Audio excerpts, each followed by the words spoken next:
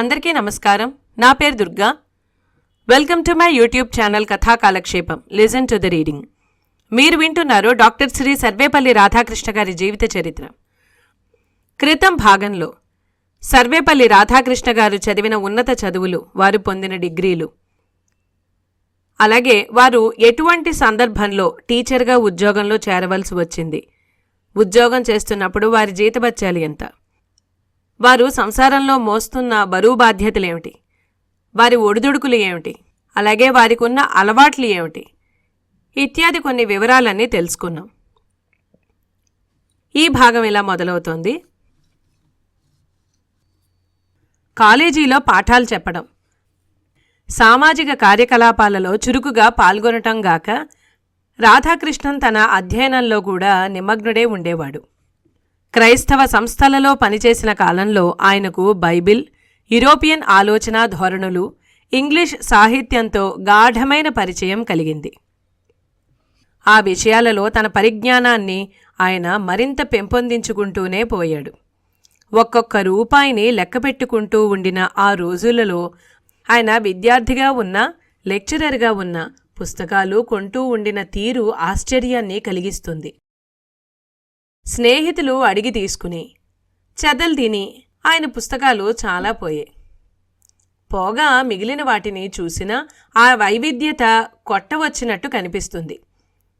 Plato, Aristotle, Augustine, Kant, Locke, Mill వంటి తత్వవేత్తలు, చాసర్, Blake, లాంగ్ఫెల్లో వంటి కవులు, ప్లూటార్చ్, ఫ్రౌడ్, కార్లైల్ వంటి చారిత్రకారుల గ్రంథాలు, సైకాలజీ పాఠ్య పుస్తకాలు, డార్విన్ రచనలు, థామస్ హక్స్లీ వ్యాస సంకలనాలు, వర్తమాన వైజ్ఞానిక శాస్త్ర ప్రచురణలు మొదలైనవి ఆయన వద్ద ఉండేవి. లైబ్రరీలో చదివేవిగాక ఈ పుస్తకాలు సొంతంగా ఉండాలన్నది ఆయన కోరిక. ఆ ఖర్చు వల్ల ఇతరత్ర కొంత కోల్పోయినప్పటికీ ఆయన విచారించలేదు. సరళమైన ఇంగ్లీషు భాష, రచనా శైలిలోని పటుత్వం, స్పష్టత, వాటితో పాటు సాహిత్యాంశాలలో పోలికలు, సృజనాత్మక రచయితల ఉటంకింపులు సాధారణ పాఠకులను కూడా రాధాకృష్ణన్ రచనల వైపు ఆకర్షిస్తాయి. దానినట్లుంచితే హిందూయిజం ఒక సజీవ సంప్రదాయమైనట్లు తను నిరూపించదలిచినప్పుడు ప్రాచీన గ్రంథాల గురించి ప్రత్యక్ష పరిజ్ఞానం అవసరం. వాటికి ఆధునిక మార్గంలో నిర్వచనం చెప్పాలన్నది ఆయన ఆలోచన. అందుకోసం ప్రెసిడెన్సీ కాలేజీ రోజుల్లోనే పండితుల సహాయంతో సంస్కృతం నేర్చుకున్నాడు. తర్వాత శాస్త్రాలు, ఉపనిషత్తులు, భగవద్గీత వాటిపై వ్యాఖ్యానాలు అధ్యయనం చేశాడు. పాళీ భాషతో ఎక్కువ పరిచయం లేనందున బౌద్ధ, జైన గ్రంథాలను ఇంగ్లీష్లో చదివాడు. ప్రస్తుతం రాధాకృష్ణన్ ఆనర్స్ కోర్సులో కొత్తగా ప్రవేశపెట్టిన భారతీయ తత్వశాస్త్రాన్ని, వర్తమాన కాలపు తత్వశాస్త్రాన్ని బోధించసాగాడు. భారతీయ తత్వశాస్త్రంపై ప్రామాణిక రచన ఏదీ లేనట్లు ఆ సమయంలో ఆయన దృష్టికి వచ్చింది. ఇక వర్తమాన తత్వశాస్త్రానికి సంబంధించి విద్యార్థులకు అసలేమీ తెలిసే అవకాశం లేదు. పాశ్చాత్య ప్రపంచంలో నలుగురి నోళ్లల్లో నానుతున్నారనే పేరిట బెర్గ్సన్, విలియం జేమ్స్ వంటి వారి గురించి గ్రీకు తత్వశాస్త్రంలో, మధ్యయుగాల తత్వశాస్త్రంలో ఏ నిమిత్తం లేకుండా బోధించటం అన్నది అర్థం లేని పని.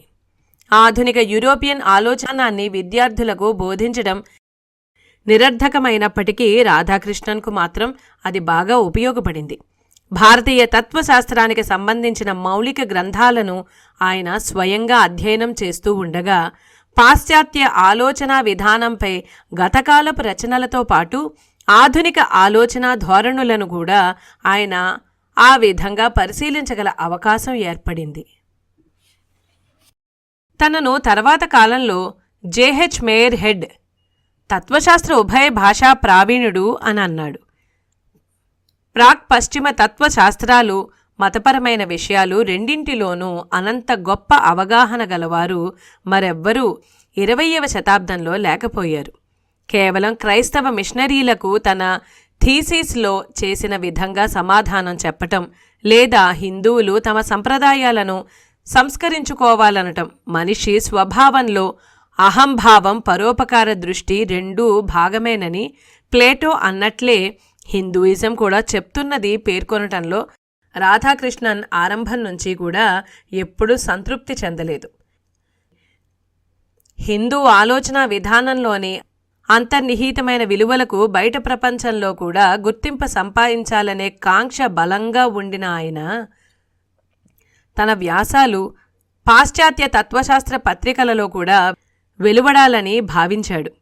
ఆయన పంపిన తొలి వ్యాసాలను మైండ్, హిబ్బర్ట్ జనరల్ అనే పత్రికలు తిప్పి పంపాయి. కానీ the ethics of the Bhagavad Gita and can't అనే రచనను 1911లో ఇంటర్నేషనల్ జర్నల్ ఆఫ్ ఎథిక్స్ అనే పత్రిక ప్రచురించింది. ఆయన భగవద్గీతలోని ప్రబోధాలను, ఆచరణాత్మక అంశాలను కాంట్ చర్చించిన స్వేచ్ఛాభావన, నైతిక సమస్యలు, విధులకు సంబంధించిన శాసనం వంటి అంశాలతో పోల్చి పరిశీలిస్తూ హిందూ ఆలోచనా విధానమే మెరుగైనదని వాదించాడు. కాంట్ దృష్టిలో మనిషిని తీర్చిదిద్దేది బాహిర ప్రపంచమైన, అంతర్గతంగా అతను స్వేచ్ఛాజీవి. కానీ వేదాంత శాస్త్రాలు మనిషికి బాహిర ప్రపంచంలోనూ స్వేచ్ఛనిచ్చాయన్నది రాధాకృష్ణన్ సూత్రీకరణ.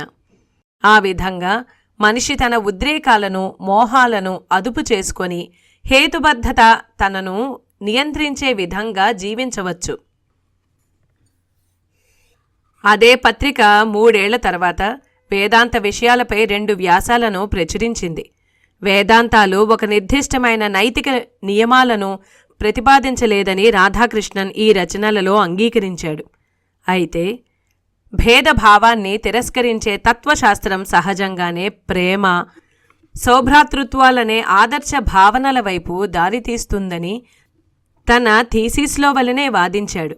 ప్రతి మనిషి కూడా స్వీయ ప్రయత్నాలు, సంఘర్షణల ద్వారా తన ఆధ్యాత్మిక పరమార్థాన్ని నిర్ణయించుకోవాలని వేదాంతం ఉపదేశిస్తున్నది. మత్తులో ఉన్న సగటు హిందువు అంతరాత్మ మేల్కొని ఒక వ్యక్తిత్వానికి ఉండే ఆచరణాత్మక శక్తిని గుర్తించాలి. వేదాంత నియమాల ప్రకారం ప్రతి మనిషి తన కృషి ఫలంలో కొంత భాగాన్ని జాతి బలోపేతానికి వినియోగించాలి. ఆ విధమైన పని సూత్రాలను అనుసరించడం ద్వారానే ఒక జాతి పురోగమించగలదు. వేదాంతపు నిజ స్వభావం ఏదైనా అందుకు రాధాకృష్ణన్ ఇచ్చిన నిర్వచనంలో మాత్రం ఆముష్మికమైనదేమీ లేదు. స్వామి వివేకానందుని భాష్యాలలో వలనే తన రచనలలోనూ ఆచరణాత్మకత, జాతీయత కనిపిస్తాయి.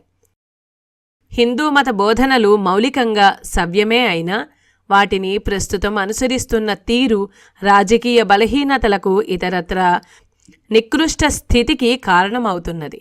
ఆయనకు కలిగే ఆ వైవిధ్యమైన ఆలోచనలను బట్టి చూసినప్పుడు తను తత్వశాస్త్ర అధ్యయనం ఎంత సాగించినా సమకాలీన రాజకీయ పరిస్థితులను విస్మరించలేదని అర్థమవుతుంది.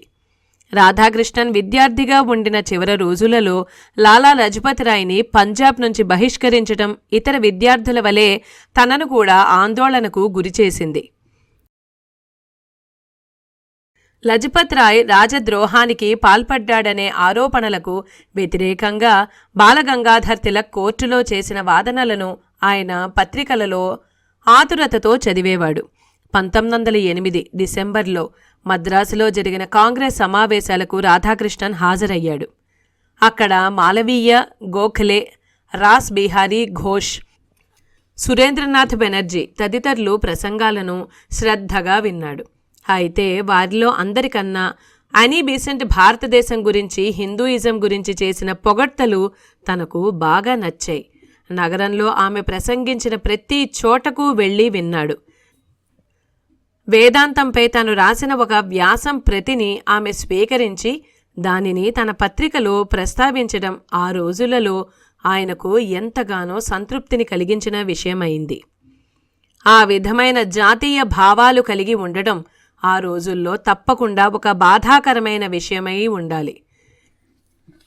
ఎక్కడో దూరాన లండన్లో ఉండిన బెర్ట్రండ్ రస్సెల్కు కూడా అదే అభిప్రాయం కలిగింది. నాగరికత చదువులు గల భారతీయులకు అటువంటి పరిస్థితులు తప్పక బాధాకరం అయి ఉంటాయని రాశాడాయన.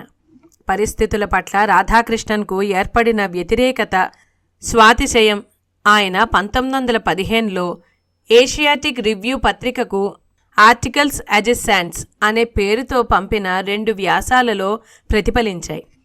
వాటిలో మొదటిది వెలువడింది గాని ప్రధానంగా భారతదేశం గురించి రాసిన రెండవ దానిని సెన్సార్ అధికారులు ఆపివేశారు. ప్రపంచ యుద్ధానికి కారణమైన యూరోపియన్ ఆలోచన విధానాన్ని అన్నింటినీ స్వంతం చేసుకోవాలనే తీరును ఖండించిన రాధాకృష్ణన్ యూరోపియన్లను అనుకరించగోరే వారికి అది కనువిప్పైనందుకు సంతోషించాడు. పాశ్చాత్య నాగరికత ఎంత బోలుతనం గలదో తెలుసుకునే అవకాశం లభించినందుకు భారతదేశం సంతోషించాలన్నాడాయన. పాశ్చాత్య ప్రపంచానికి మానసికంగా సామంత రాజ్యం కావటానికి బదులు భారతదేశం సామాజికంగా తనను తాను సమూలంగా సంస్కరించుకోవాలి అన్నాడాయన. బ్రిటన్, జర్మనీ రెండూ కూడా ఒకే విధమైన సామ్రాజ్యవాద క్రీడ సాగిస్తున్నాయి. ఇతరులతో స్నేహం అన్నది వారికి ఒక విధమైన మార్జాల మూషిక క్రీడ. ఈవేళ స్నేహహస్తం చూపుతారు, రేపు పంజా విసురుతారు. ఇంతలోనే వెల్వెట్ గ్లౌస్ తొడిగి అంతలోనే ఉక్కి పిడికిళ్ళు చూపుతారు.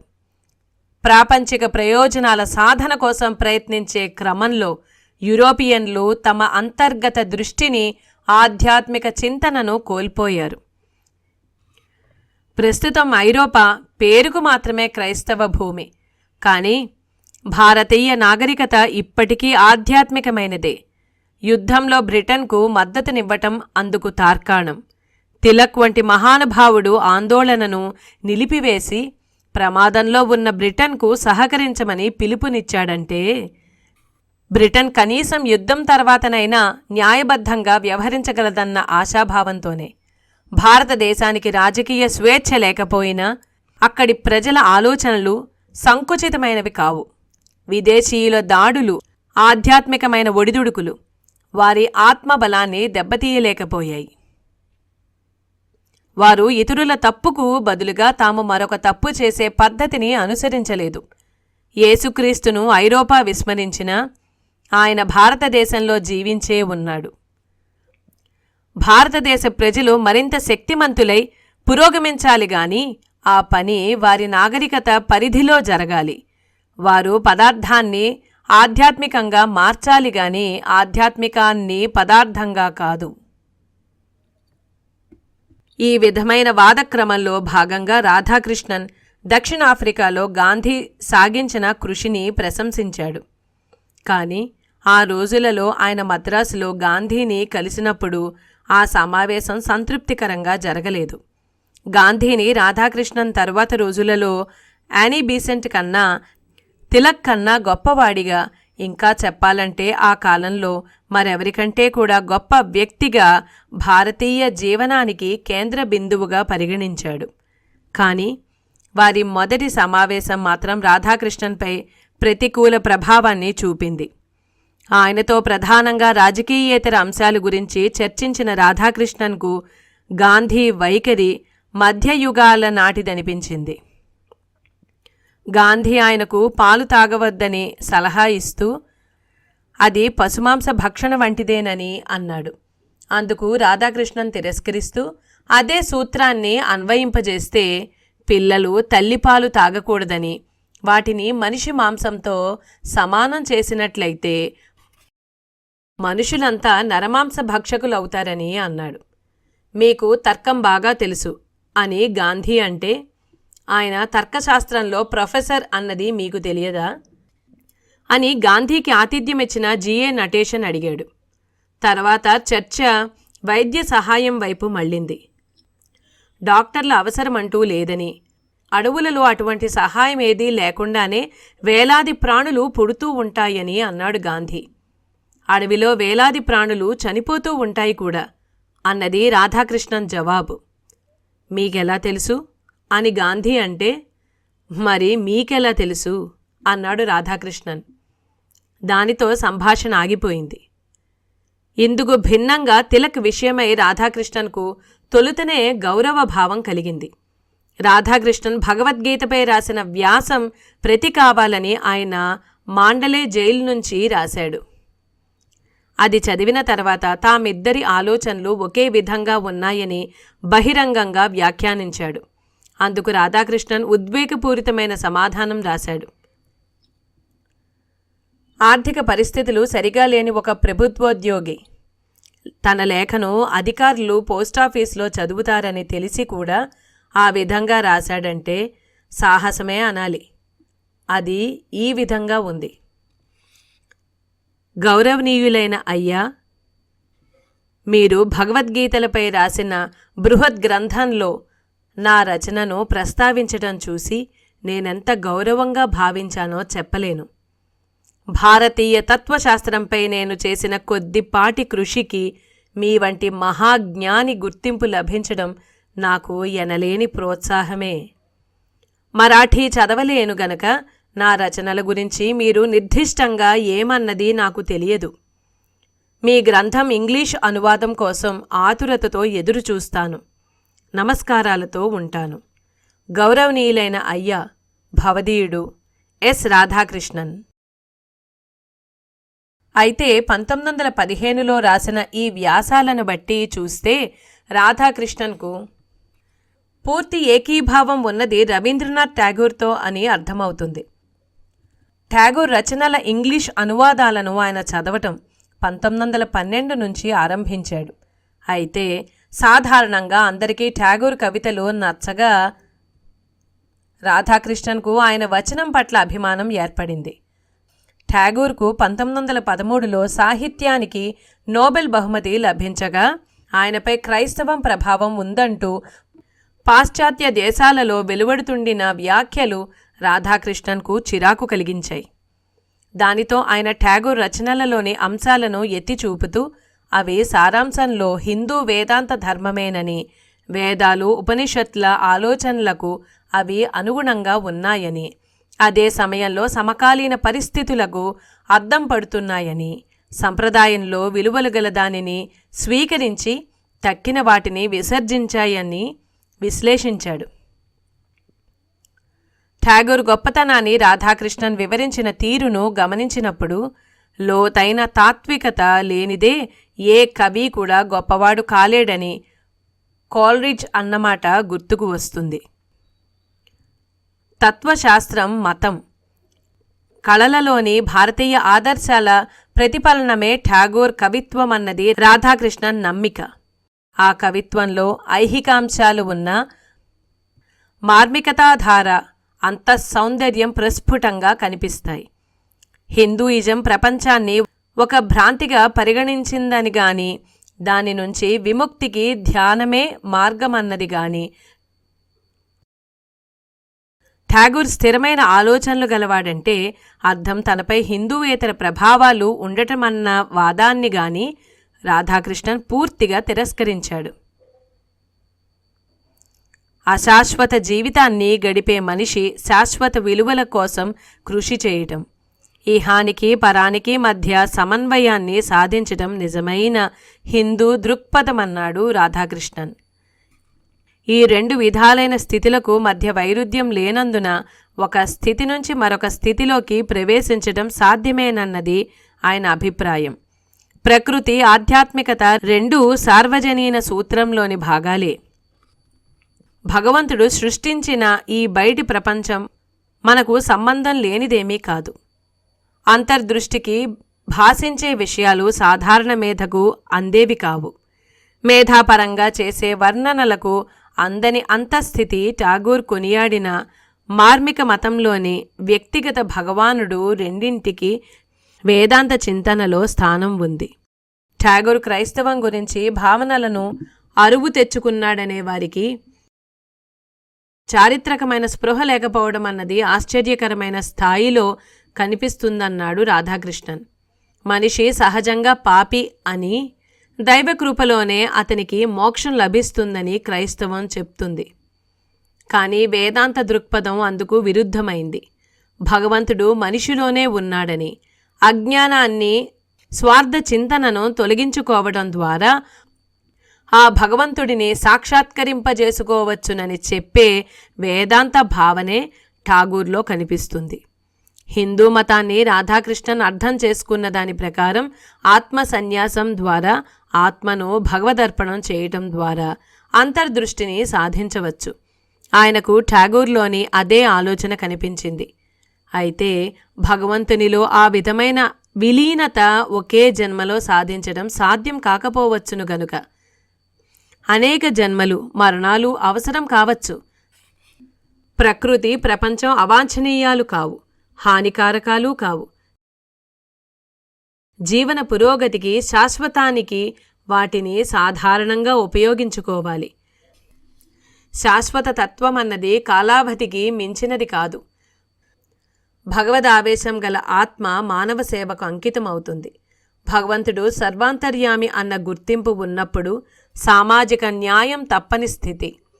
అదేవిధంగా ప్రతి మనిషి మరి దేనికో ఒక సాధనంగా కాక అతనే మన ఆలోచనలకు కార్యాలకు అంతిమ లక్షణమైనట్లు పరిగణిస్తుంది.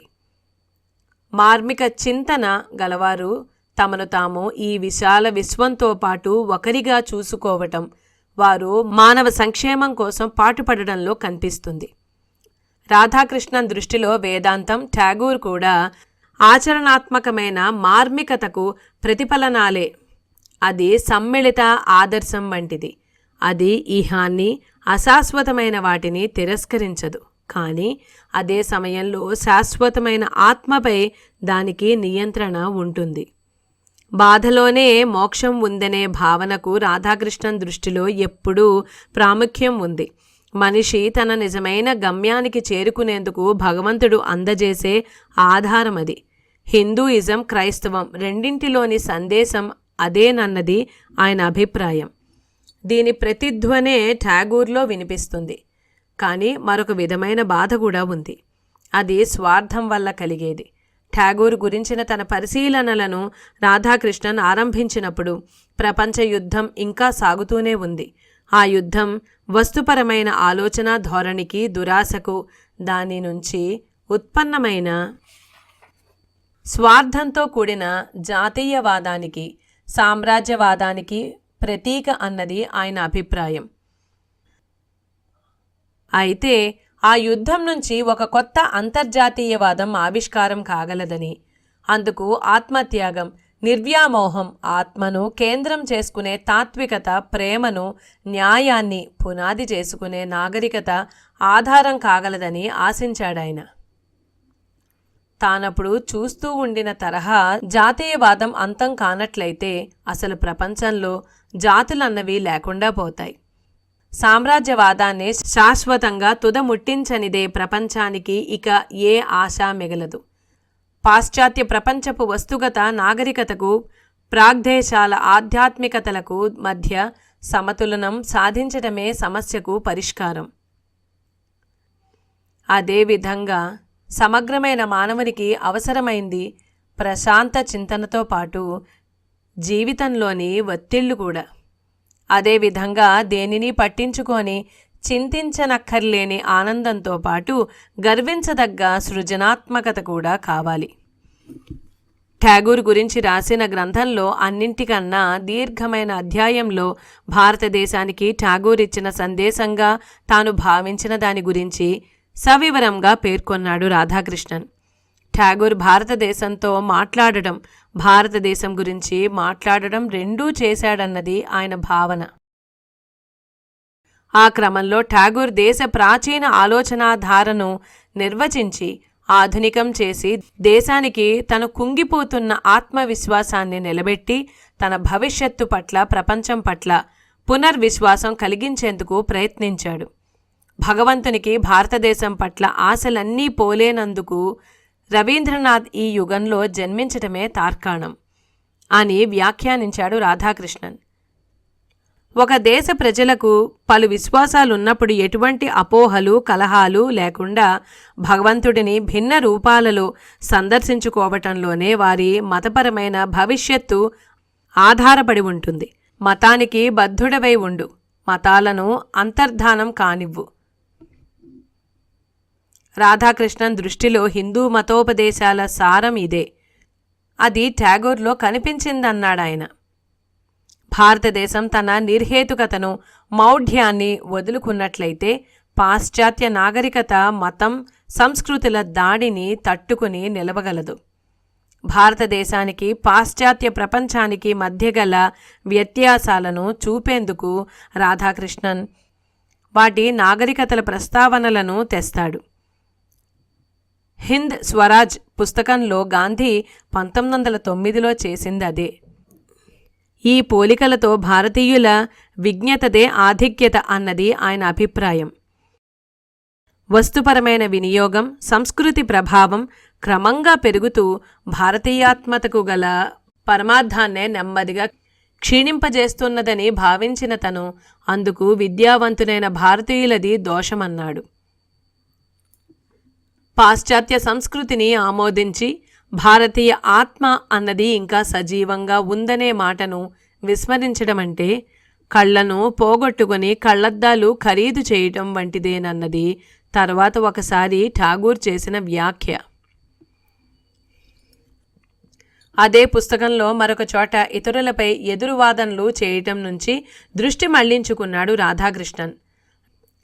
నైలు నాగరికత కూడా ఇతర నాగరికతలలోని మేలిమి లక్షణాలను స్వీకరించాలనో అటువంటి ధోరణి అప్పటికే గల భారతదేశం దానిని మరింత పెంచుకోవాలని అన్నాడు.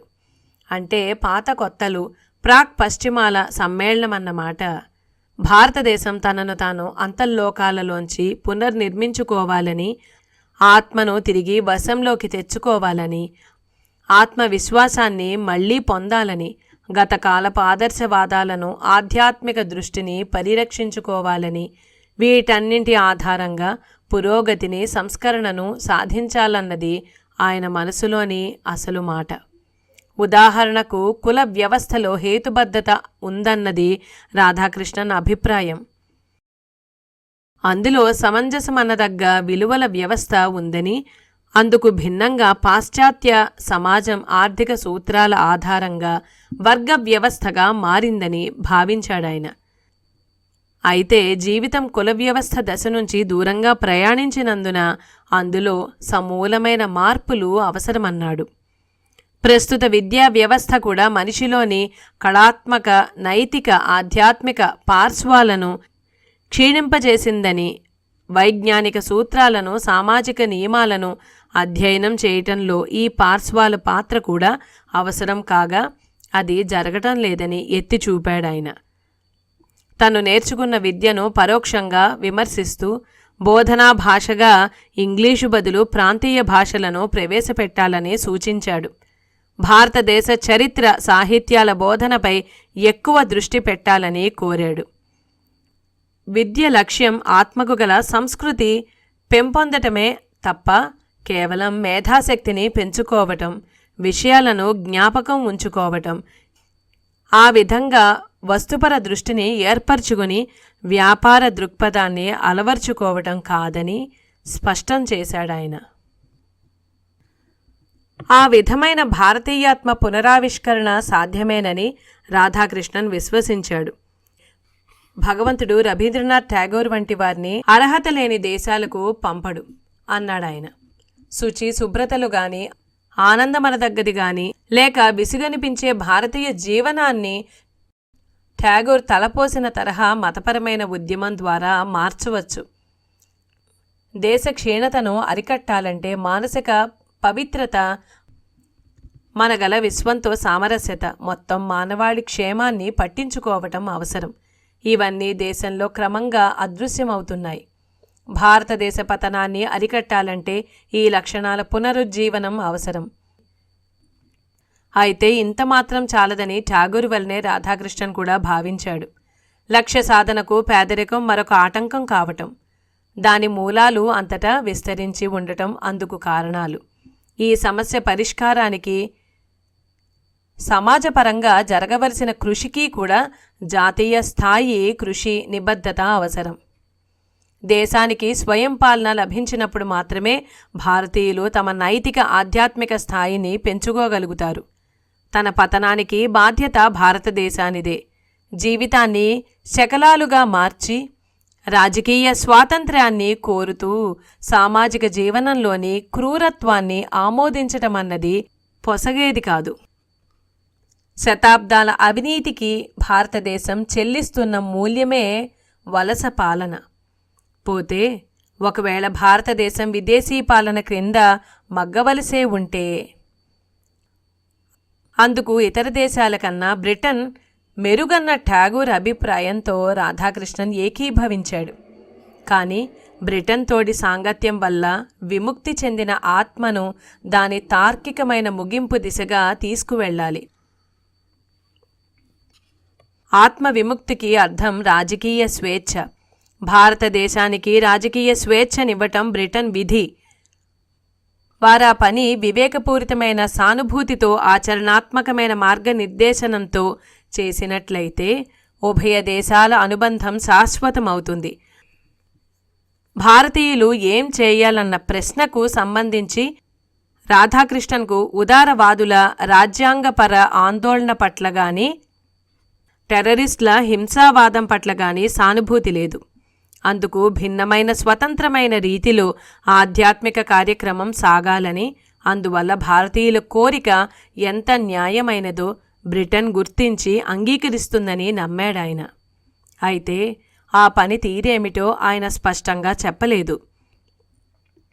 స్వయం శక్తి, బాధల అనుభవం ద్వారా ఒక రాజమార్గం ఉందన్నాడు గాని దానిని సూటిగా నిర్వచించలేదు. తిలక్ పట్ల తనకు ఆరాధనాభావం ఉండినా ఆయన రాజకీయ వైఖరిని బలపరచలేదు. అప్పటికింకా గాంధీ అభిమానిగా మారలేదు. నిజానికి భారతదేశ పరిస్థితులలో తన విధానమేమిటో ఆనాటికి గాంధీ ఇంకా నిర్ణయించుకోలేదు. ఠాగూర్ రాధాకృష్ణన్లకు కూడా అస్పష్టమైన జాతీయతా భావాలే ఉన్నాయి. రాధాకృష్ణన్ చేసిన ఒకే ఒక నిర్దిష్టమైన సూచన ప్రభుత్వం ఇక్కడి ప్రజలకు మరిన్ని ఉద్యోగావకాశాలు కల్పించాలి అని. అదొక బలహీనమైన సూచన అయినట్లు కనిపిస్తున్నది. ఠాగూర్ గురించి రాసిన వారిలో ఎర్నెస్ట్ రైస్ ఒకరు. ఆయన ఒకసారి రాధాకృష్ణన్ ముద్రిత రచనలను చూసి తనకు ప్రమేయం గల డెంట్ అనే సంస్థ ద్వారా ప్రచురించేందుకు సిద్ధపడ్డాడు. కానీ ఠాగూర్ రచనలను ప్రచురిస్తుండే మ్యాక్మిలన్కు ఇవ్వాలని భావించాడాయన. దానిని ఆ సంస్థ లండన్ కార్యాలయం వారు పరిశీలన కోసం సర్ హెన్రీ జోన్స్కు పంపగా ఆయన నుంచి అనుకూలమైన రిపోర్టు వచ్చింది. రాధాకృష్ణన్ ఆలోచనలో, రచనా శైలిలో పటుత్వం ఉందని, ఇతరుల నుంచి అరువు తెచ్చుకునే తూర్పు దేశాల వారి అవలక్షణం అందులో లేదని, ఉటంకింపుల జాడ్యం కనిపించదని, ఠాగూర్ పట్ల, భారతదేశం పట్ల రచయిత చెప్పలేనంత అభిమానం గలవాడని, ఠాగూర్ మతం పట్ల గొప్ప అవగాహన అందులో కనిపిస్తుందని ప్రశంసించాడాయన. అదే సమయంలో ఆ రచనలో తాత్వికమైన సమగ్రత, ఏకత లేదని వ్యాఖ్యానించాడు. అయినప్పటికీ రచన అంతటా ఒకే విధమైన వాతావరణం కనిపించటం, అది ఆసక్తికరంగా ఉండటం వల్ల ఆ లోపానికి ఒక పరిహారం లభించినట్లు అయిందన్నాడు. సర్ జోన్స్ ఉద్దేశంలో అన్నింటికన్నా పెద్ద లోపం రచయిత తన అభిప్రాయాలకు, ఠాగూర్ అభిప్రాయాలకు మధ్య వ్యత్యాసాన్ని చూపకుండా రాయటం. మొత్తం మీద అది గొప్ప రచన కాకపోయినా ప్రచురణకు ఎంతమాత్రం తిరస్కరించలేమో కూడా అని అన్నాడాయన. రాధాకృష్ణన్ ఆ రచన చేసింది ఠాగూర్ ఇంగ్లీష్ అనువాదాల ఆధారంగా. అప్పటికి జరిగిన అనువాదాలు కొద్ది మాత్రమే. వాటిలో ఠాగూర్ సూచనా మాత్రంగా చెప్పిన విషయాలను రాధాకృష్ణన్ బహుశా పూర్తి స్థాయిలో రాసేందుకు ప్రయత్నించి ఉంటాడు. ఠాగూర్ మౌలికంగా బెంగాల్కు చెందిన కవి. అటువంటి స్థితిలో బెంగాలీ భాష పరిజ్ఞానం లేని రాధాకృష్ణన్ ఆయన తాత్వికతను నిర్వచించబోనటం దుస్సాహసమేననాలి. కానీ అప్పటికింకా 35 దాటని ఆ యువ రచయితలో ఆత్మవిశ్వాసానికి కొదవలేదు. సర్ రవీంద్రనాథ్ ఠాగూర్ స్ఫూర్తి పొందిన భారతీయాత్మతో నాకు గల పరిచయం వల్ల నేనీ పుస్తకాన్ని రాయగలిగాను అని సాగుతుంది ఒక వాక్యం. అయితే రాధాకృష్ణన్ ఇచ్చిన నిర్వచనాలు స్వయంగా ఠాగూర్కు సంతృప్తికరంగా తోచటం విశేషం. ఠాగూర్ జీవిత తత్వంపై రాధాకృష్ణన్ వ్యాసాలు 2 ద క్వెస్ట్ పత్రికలో 1917లో వెలువడినప్పుడు అందుకు నోబెల్ బహుమతి గ్రహీత కృతజ్ఞతలు తెలియజేస్తూ రాశాడు. ఆ అంశంపై వెలువడిన ఉత్తమ విమర్శనాత్మక వ్యాసాలలో అవి కూడా ఒకటని, వాటిలో సానుభూతిపూర్వకమైన అవగాహన, స్పష్టమైన వివరణ ఉన్నాయని అన్నాడు. అది చూసి ఉత్సాహం కలిగిన రాధాకృష్ణన్ తాను అవే వ్యాసాలను మరింత వివరించి రాయదలుచుకున్నానని, వాటితో వేసే పుస్తకానికి ముందు మాట రాయాలని ఠాగూర్ను కోరాడు. తనకు సమయం లేదంటూ ఆయన ఆ పని చేయలేదు. కానీ ఆ పుస్తకాన్ని అంకితం ఇచ్చేందుకు అంగీకరించి పుస్తకాన్ని చదివి ప్రూఫ్లు దిద్దగలనని చెప్పాడు. కానీ ప్రూఫ్ల పనిని ఆయన సిఎఫ్ ఆండ్రూస్కు అప్పగించాడు. అందులో ఆండ్రూస్ వాస్తవాలకు సంబంధించిన కొన్ని తప్పులను దిద్దటం మినహా మరేమీ చేయలేదు. రాధాకృష్ణన్ రచన నుంచి ఆ విధంగా జాగ్రత్తపడి దూరంగా ఉండటానికి ఠాగూర్ ఈ విధంగా సమర్థించుకున్నాడు. నా తాత్వికతకు సంబంధించి నేను జార్డియన్ లాంటివాడిని. ఆయన తన జీవితకాలమంతా తనకు తెలియకుండానే గద్య రచనలు చేస్తూ పోయాడు. నా రచనలలో తాత్వికత నిష్కమైన బంగారం వలె కరిగి ప్రవహిస్తూ ఉంటుందని, ఆ ప్రవాహం ఇసుకను శుభ్రపరిచి బంగారు ఇటుకలు తయారు చేయవచ్చునని ఎవరైనా అంటే నాకు చాలా సంతోషం కలగవచ్చు. నిజానిజాలను తెలుసుకోవలసింది పాఠకులు. కానీ నేను అటువంటి హామీ ఇవ్వటం ప్రమాదకరమైన బాధ్యతను తలకెత్తుకోవటమే. పుస్తకం వెలువడిన తర్వాత మాత్రం ఠాగూర్ ఇటువంటి జాగ్రత్త చూపలేదు. ఆనందాన్ని వ్యక్తపరుస్తూ అది తన అంచనాలకు మించిపోయిందన్నాడు. మీరు చేసిన కృషి, మీరు నా తాత్విక లోతులలోకి తొంగి చూసిన విధానం నన్ను ఆశ్చర్యపరిచాయి. పుస్తకంలోని భాషా సొగసులు ఎంతో అందంగా ఉన్నాయి. ఆ భాషలో సాంకేతికపరమైన భాషాజాలం లేకుండా విద్వత్తు మాత్రమే కనిపిస్తుంది అని రాశాడాయన. ఈ విధమైన ప్రశంసలకు కారణం బహుశా ఆయన తనను తాను పాశ్చాత్య ప్రపంచానికి బెంగాలీ గీతాలలో కనిపించే ప్రకృతి కవిగా, ప్రేమికునిగా కాకుండా మతపరమైన మార్మికునిగా చూపుకొనదల్చటమై ఉంటుంది. అటువంటి కోరికకు రాధాకృష్ణన్ పుస్తకం ఉపకరించి ఉంటుంది. రాధాకృష్ణన్ పుస్తకం 1918లో యుద్ధ విరమణ కాలంలో వెలువడి చాలామంది దృష్టిని ఆకర్షించింది. సమీక్షలు ఊహించిన విధంగానే ఉన్నాయి. రచయిత శైలి స్పష్టంగా చమత్కార పద్యారీతిలో ఉందని దాదాపు అందరూ ప్రశంసించారు. అయితే తను ఒకసారి పదచాపల్యాన్ని ప్రదర్శించాడని, సులభంగా తెలిసే విషయాలను కూడా విస్తరించి చెప్పాడని ఒక విమర్శకుడు అభిప్రాయపడ్డాడు. క్రైస్తవం గురించి తను రాసింది ఠాగూర్పై క్రైస్తవం ప్రభావం ఉన్నట్లు ఆయన అంగీకరించకపోవటం కొందరికి నచ్చలేదు.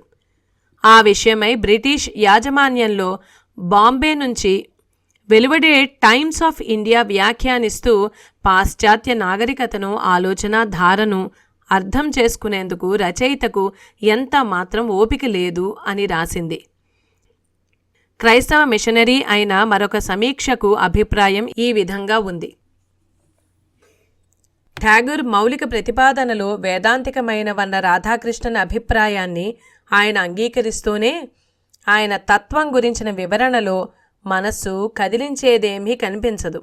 ఆ తత్వం మోసపూరితంగా, స్వార్థపూరితంగా, అసత్యపూరితంగా ఉంది అన్నాడు. కానీ రాధాకృష్ణన్ను గట్టిగా సమర్థించి తర్వాత కాలంలో తన పేరును వ్యాపింపజేసినందుకు ప్రయత్నించిన ప్రొఫెసర్ మేయర్ హెడ్ మాత్రం ఆ పుస్తకంలోని వాదనలు ఎట్లున్నా అందులో అంతర్లీనమైన ఆలోచనలు కొన్ని ఉన్నాయని పేర్కొన్నాడు. అటువంటి ఆలోచనలే తర్వాత కాలంలో రాధాకృష్ణన్ రచన వ్యాసంగంలోని ప్రధాన లక్షణమయ్యాయి. ఆయన రాధాకృష్ణన్కు ఒక లేఖ రాస్తూ, యుద్ధానంతరం నూతన వ్యవస్థలో ప్రాక్ పశ్చిమ ప్రపంచాల ఆలోచనా క్రమం ఒకటే కాగలదని ఆశిస్తున్నాను. అందుకు మీ పుస్తకం ఎంతగానో ఉపకరిస్తుందని అన్నాడు. తర్వాత సంవత్సరంలో ఠాగూర్ రచనలు మరికొన్ని ఇంగ్లీష్ అనువాదాలుగా వెలువడ్డాయి. ఠాగూర్ స్వయంగా కూడా ఇంగ్లీష్లో రచనలు చేస్తూ ప్రసంగించసాగాడు. వీటన్నింటినీ గమనించిన రాధాకృష్ణన్కు ఠాగూర్ గురించి తన నిర్వచనాలను మార్చుకోవలసిన అవసరం కనిపించలేదు. వాస్తవానికి ఠాగూర్ అన్నింటికన్నా ఉపనిషత్తులకు ఎక్కువ విలువ ఇచ్చినట్లు ఇప్పుడు అందరూ అంగీకరిస్తున్నదే. అదేవిధంగా అన్ని మతాలలోని సాధారణ సత్యాలను ఆయన ఎత్తి చూపాడు. భారతదేశానికి స్వాతంత్రం లభించటానికి ముందు అక్కడ సాంస్కృతిక పునర్నవీకరణ జరగాలన్నది తన అభిప్రాయం. అయితే రాధాకృష్ణన్ తన పుస్తకం 1919 నాటి తొలి ముద్రణ ప్రతులు అమ్మకమైపోయినాయి. అమ్మకమైపోయిన తర్వాత రెండవ ముద్రణ చేయించలేదు. అది యవ్వనోత్సాహంలో రాసిందన్నది ఆయన అభిప్రాయం. తర్వాత 1961లో కొత్త ఉపోద్ఘాతంతో తిరిగి వచ్చాడు గాని ఠాగూర్ శత జయంతి సందర్భంగా ఆయన పట్ల తన గౌరవాభిమానాలను ప్రకటించడం తప్ప ఆయన గురించి తన 1919 నాటి అభిప్రాయాలను యథాతథంగా పునరుద్ఘాటించడం కాదు. ఈ కొత్త ఉపోద్ఘాతంలో తను చేసింది కూడా ఠాగూర్తో సంవత్సరాల తరబడిగా తనకు గల మైత్రీ సంబంధాలను వివరించటం ఒక్కటే. ఆ పుస్తకంలోని ప్రధానమైన అభిప్రాయాలు ఆయనకి ఇప్పటికీ మారలేదు. కానీ కొన్ని ఇతర అంశాలపై తను చేసిన వ్యాఖ్యలు ఆయనకు సంతృప్తికరమనిపించలేదు. ఉదాహరణకు కవిత్వం సృజనాత్మకమైనది కాగా గద్యం వివరణాత్మకమైనదనటం, మతపరమైన కవిత్వం మాత్రమే పరిశీలించదగినదనటం వంటివి పునరాలోచించదగిన సూత్రీకరణలని భావించాడాయన. అదేవిధంగా ఠాగూర్ ప్రధానంగా బెంగాలీలో రాస్తూ ఉండగా ఆయన ఇంగ్లీష్ కవితా రీతులకు భిన్నంగా రాశాడని ప్రశంసించడం వింతైన విషయమే. యూరోపియన్ భారతీయ దృక్పథాల మధ్య భిన్నత్వాన్ని కొన్ని చోట్ల ఆయన మరీ ముక్కుసూటిగా వాదనలకు దిగిన పద్ధతిలో రాస్తూ యూరోప్ అంతిమంగా ప్రాక్ ప్రపంచపు ఆదర్శాలను అనుసరించటం మినహా మార్గాంతరం లేదన్నాడు. అన్నిటికన్నా ముఖ్యంగా ఠాగూర్ దృక్పథాన్ని తను సరిగ్గా విశ్లేషించలేదన్నది రాధాకృష్ణన్ గుర్తించాడు. ఠాగూర్ రచనలను తను సరిగ్గానే విశ్లేషించినా వాటిలోని తాత్వికతను తగిన రూప నిర్మాణం చేయలేదన్నది ఆయన అభిప్రాయం.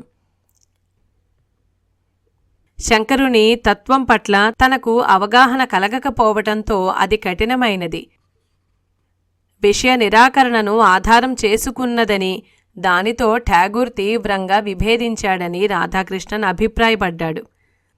అదేవిధంగా బౌద్ధాన్ని కూడా సన్యాసానికి, నిష్క్రియాపరతకు అనుకూలమైనదన్నట్లు విమర్శించాడు. అంతర్జ్ఞానానికి మేధాశక్తికి మధ్య వైరుధ్యమన్నట్లు భావించాడు తప్ప మనిషికి మేధాశక్తి ఏర్పడిన తర్వాత ఆ స్థితి నుంచి ముందుకు కదిలి అంతర్జ్ఞానం కలుగుతుందనుకోలేదు. ఈ వేర్వేరు అంశాలన్నింటిపై రాధాకృష్ణన్ తర్వాత కాలంలో మరింత స్పష్టమైన సమగ్రమైన వైఖరిని తీసుకున్నాడు. నేటికి భాగాన్ని ఇక్కడితో ముగిస్తున్నానండి. నేను చదివిన విధానం మీకు నచ్చినట్లయితే లైక్ చేయండి, షేర్ చేయండి. ఇప్పటిదాకా నా ఛానల్ని సబ్స్క్రైబ్ చేసుకోని వారు ఎవరైనా ఉంటే దయచేసి మరిన్ని మంచి మంచి పుస్తకాలు వినడానికి సబ్స్క్రైబ్ చేసుకోమని మనవి చేసుకుంటున్నాను. మీ అమూల్యమైన అభిప్రాయాలను కామెంట్స్ రూపంలో తెలియజేయగలరు.